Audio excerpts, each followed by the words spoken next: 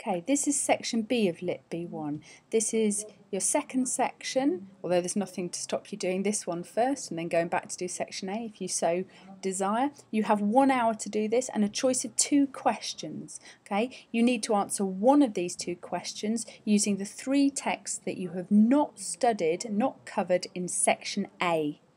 Okay? This question, and you can see by these 2 examples here, this question always asks you to write about one narrative method. In these 2 questions, those narrative methods are genre and the writer's use of names. Okay, so very specific. This narrative method, okay, genre, name, time, chronology, place, settings, beginnings, repetition, whatever it is, this narrative method that's named is the connection between all the texts. There is no requirement in this paper to compare. Okay, I'm going to say that again. There is no requirement in this paper to compare the 3 remaining texts. In fact, it is really unhelpful to do so. I would advise you to consider writing 3 mini essays of 20 minutes each. Okay, so 20 minutes on the ways that Keats names his characters, 20 minutes on the ways that Cormac McCarthy names his characters, refers to his characters, and 20 minutes on the way that Coleridge names or refers to his characters. That's assuming that I've taken the other text for section A. So your 3 remaining texts, 3 mini essays of 20 minutes each, and then you will notice the other key word, really important word in section B. What you're being asked to write about that aspect of narrative is its significance. Its significance, okay, again, here's the other key word, to the narrative. So it's that idea of story coming back to us again. All right, what's being tested here then? AO1, again, your expression, fluency, shape of your argument. AO2, how is this method that's being named, genre, okay, or names, how is that being used to tell the story? Okay, and then AO3 is different interpretations.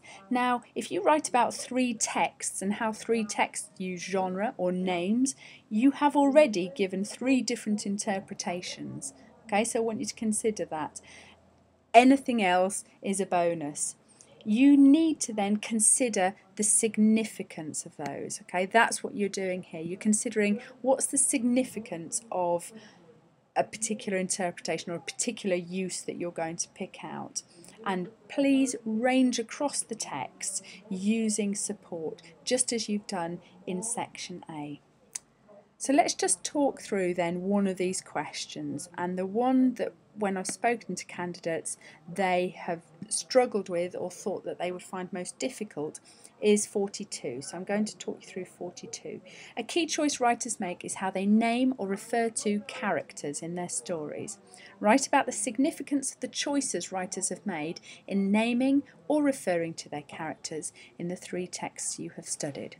So the first thing I would do is highlight the aspect of narrative. And here it's the naming or referring to characters. Okay, so that's what I'm going to bear in mind. I'm going to remember that these names or references always need to be clearly identified in relation to the overarching story. Okay, so anything that I say is going to be with what impact it has on the story, okay, or how it helps to construct the story. Let's just talk through a couple of ideas of the 4 texts that we've covered. For example, we haven't talked yet about Cormac McCarthy's The Road.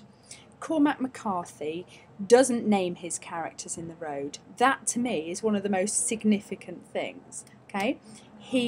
And there's that word again, significance. He chooses to refer to them only as man and boy, okay? Now you need to really then say, so what? So what that he only refers to them as man and boy? And I'm sure that you can come up with lots of arguments in your classes or individually as to the significance of why he refers to them in that way, that they are generic perhaps, that in this post-apocalyptic world there are no others and therefore they are singular, the man, the boy.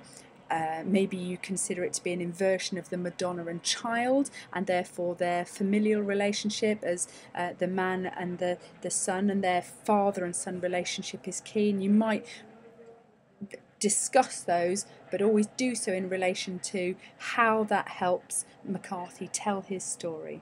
Okay, Gatsby lends itself perfectly to this. You've got all sorts of things, the naming of Gatsby, you know, and how he reinvents himself. J. Gatsby, Gats, he's Jimmy to his dad at the end of the novel. The Great Gatsby has connotations of the illusionist.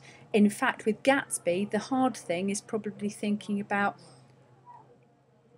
culling information and the content, and that's where selecting information in a brief plan for this essay is really useful.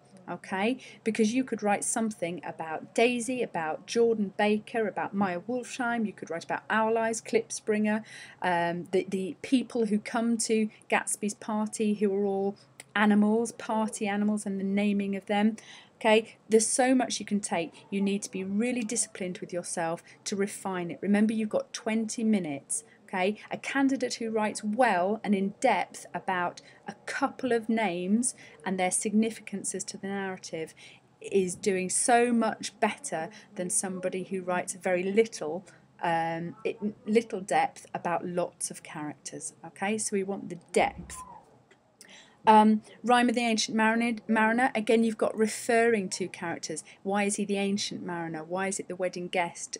We've got the Polar Spirits, we've got the Hermit at the end of the poem. Okay, so you're thinking about the implications of that to the story, and that being a choice, a key choice again, okay, that the writer, in this case Samuel Taylor Coleridge, has made in constructing his text, and you're trying to deconstruct, unpick what the significances of those choices are.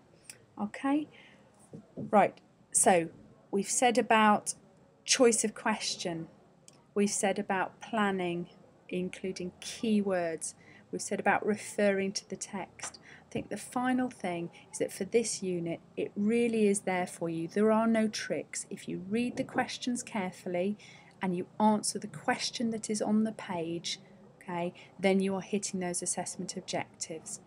Good luck.